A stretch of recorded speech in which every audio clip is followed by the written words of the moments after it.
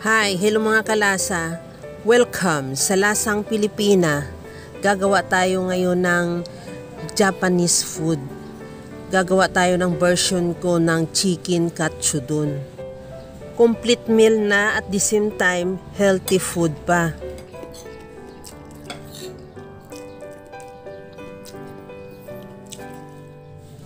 Mayroon ako dito 2 perasong breast chicken. I-marinate ko muna siya ng asin, paminta, white pepper ang gamit ko, at paprika. At the same time, lagyan ko na rin siya ng harina. I-marinate ko yan ng at least 30 minutes. Habang ginagawa ko yan mga kalasa, kung bago ka pa lang sa aking channel, welcome. At huwag kalimutan mag-subscribe at i-click ang bell button para sa mga notification.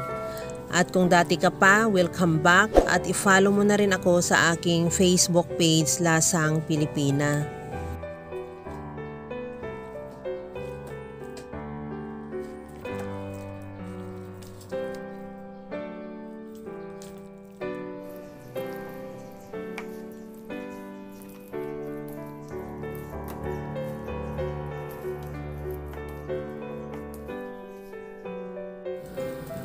Naglagay na ako ng mantika sa kawali.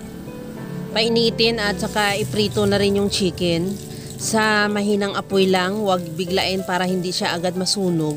Antayin lang natin din niya mag-brown yung kabilang side at saka natin siya baliktarin.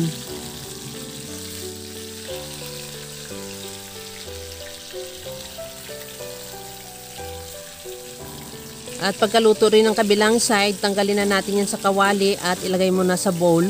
At i-set aside.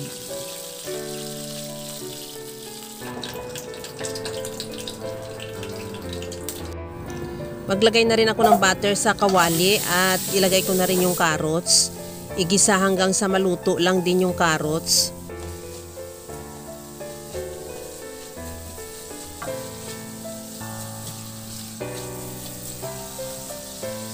Ilagay ko na rin yung cabbage o repolyo. Ihalo lang din hanggang sa maluto. Pagkaluto ng ating gulay, i-set aside ko muna.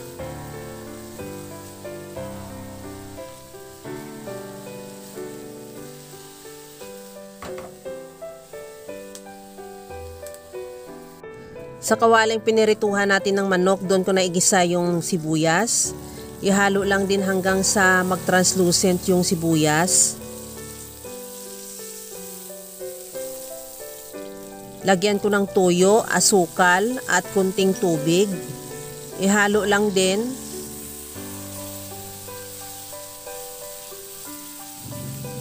Lagyan ko na rin ng paminta. Ilagay ko na rin yung itlog. Ihalo hanggang sa maluto. At ready to serve na. Ipi-plating na lang natin yan yung ating masarap na chicken katsudon. Mga kalasa, kung nagustuhan mo yung ating video, please like na lang at pakishare na rin sa inyong mga friends. At kung bago ka pa lang sa aking channel, subscribe na at i-click mo na rin ang bell button para sa mga notification.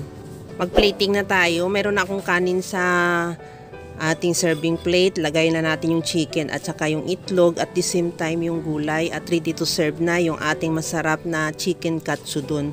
Kaya mga kalasa, alam ko kayang-kaya mo itong gawin dahil sa sobrang simple at ang dali niya lang lutuin.